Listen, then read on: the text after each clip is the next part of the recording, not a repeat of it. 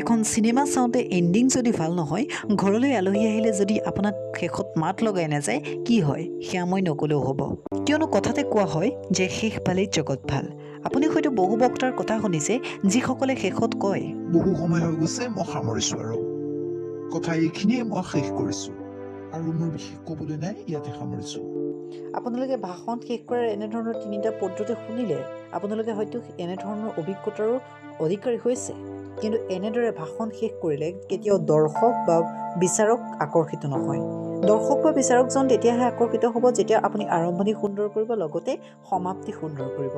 আৰু আজিৰ এই ভিডিঅ'ত মই আপোনালোকলৈ লৈ আহিছোঁ শেষ ভাল কৰাৰ কেইটামান অজু পদ্ধতিৰ বিষয়ে। হয়, আপুনি ঠিকেই শুনিছে। আপুনি বক্তৃতা কেনেদৰে শেষ কৰিব যাতে আপুনি বিচাৰকৰ পৰা বঁটা গ্ৰহণ কৰিব পাৰে। ঠিক আছে, বলক এতিয়া আমি ভিডিঅ'টো আৰম্ভ কৰোঁ। যদিহে আপুনি বক্তৃতা প্ৰতিযোগিতাৰ প্ৰতি আগ্ৰহী তেনেহ'লে এই ভিডিঅ'টোক লাইক আৰু কমেণ্ট কৰক। যদিহে আপুনি বক্তৃতা প্ৰতিযোগিতাৰ লগত জড়িত তেনেহ'লে এই নতুন চেনেলটোক ছাবস্ক্ৰাইব কৰি দিয়ক। লগতে আপোনাৰ দৰে এনে প্ৰতিভাৰ অধিকাৰীজনক ভিডিঅ'টো শ্বেয়াৰ কৰিবলৈ কেতিয়াও নাপাহৰিব। বলক তেনেহ'লে ভিডিঅ'টো আৰম্ভ কৰোঁ। এখন তীব্ৰ বেগত গৈ থকা গাড়ী যেতিয়া হঠাৎ ব্ৰেক মাৰিব সেই গাড়ীখনৰ অৱস্থা কি হ'ব? নিশ্চিতভাৱে সেই গাড়ীখন এক্সিডেণ্ট হ'ব।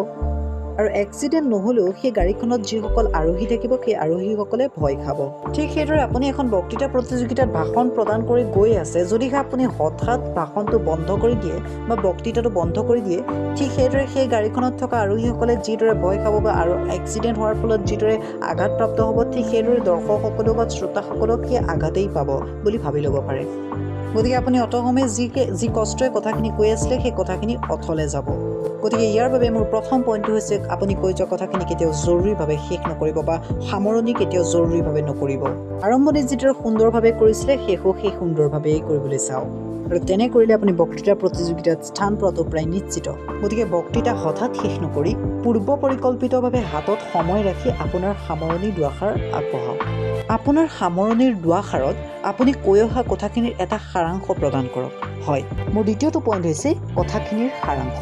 আপুনি যিখিনি কথা ইতিমধ্যে কৈ আহিছে সেই কথাখিনি বিচাৰক বা বক্তৃতাৰ শুনি থকা দৰ্শক বা শ্ৰোতাসকলৰ পৰা আঁতৰি যাব পাৰে, অৰ্থাৎ তেওঁলোকে পাহৰি যাব পাৰে। স্বাভাৱিক কথা। বক্তৃতা প্ৰতিযোগিতা এখনত সাৰাংশ প্ৰদান কৰাটো হৈছে বক্তৃতা প্ৰদান কৰাৰ আটাইতকৈ গুৰুত্বপূৰ্ণ অংগ। সাৰাংশ প্ৰদান কৰাৰ বিষয়ে মই ইতিমধ্যে আপোনালোকক কৈছোঁ মোৰ আগৰ ভিডিঅ'ত, আৰু আপোনালোকে যদি বিচাৰে তেনেহ'লে মোৰ ডেছক্ৰিপশ্যনত লিংক আছে, আপোনালোকে গৈ আগৰ ভিডিঅ'টো চাব পাৰে। আপোনালোকে সুন্দৰভাৱে বক্তৃতাটোৰ সাৰাংশ প্ৰদান কৰিছে।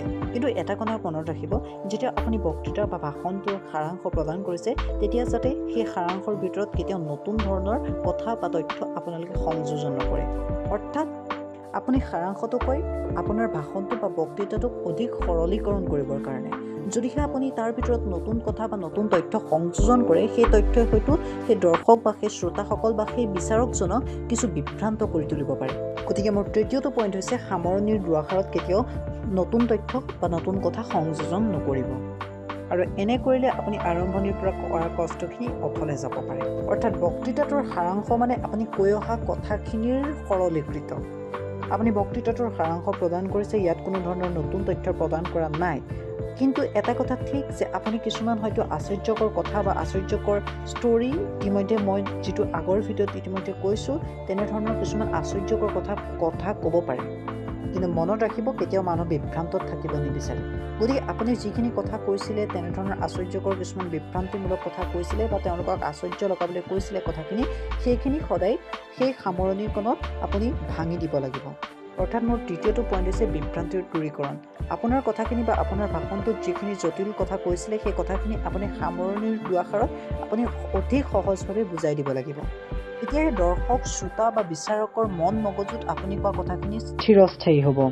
যদিহে আপুনি কোৱা জটিল কথাখিনি তেনেদৰে সামৰি থৈ যায় তেনেহ'লে আপোনাৰ কথাখিনি দৰ্শক বা শ্ৰোতাসকলে কোনো সোৱাদ নাপাব পাৰে। কিন্তু আপুনি বা মই কোনো কথাত কেতিয়াও বিভ্ৰান্তত থাকিব নিবিচাৰোঁ। ঠিক একেটা কথাই শ্ৰোতা বা দৰ্শক বা বিচাৰকজনৰ ক্ষেত্ৰতো একেটা কথা। গতিকে সামৰণিৰ দুআষাৰত বিভ্ৰান্তিৰ দূৰীকৰণ হৈছে আন এটা বক্তৃতাৰ গুৰুত্বপূৰ্ণ অংগ। মই এতিয়ালৈকে যিকেইটা পইণ্ট ক'লোঁ, অৰ্থাৎ জৰুৰীভাৱে শেষ নকৰিব, বক্তৃতাটোৰ এটা সাৰাংশ প্ৰদান কৰিব, আৰুপৰি ক'লোঁ বক্তৃতাৰ সাৰাংশত কেতিয়াও নতুন তথ্য সংযোগ নকৰিব, তাৰ পাছতে কৈছিলোঁ মই কোনো জটিল তথ্যৰ বিভ্ৰান্তি ৰাখি নাযাব। এয়া হৈছে বক্তৃতাৰ সামৰণিৰ 2-3 মিনিটৰ আগৰ কথা। কিন্তু এতিয়া ক'ম বক্তৃতাৰ সামৰণিৰ 15 ছেকেণ্ডৰ আগৰ কথাখিনি।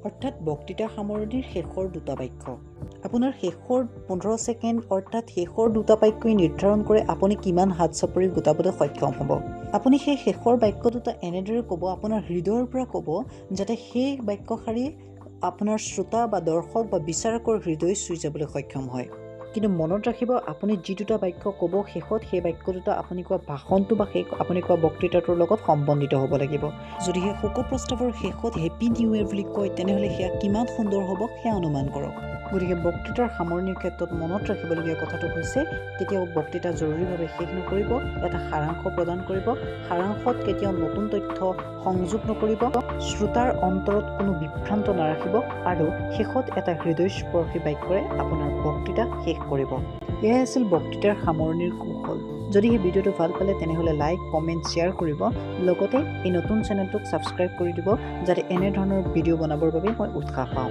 ধন্যবাদ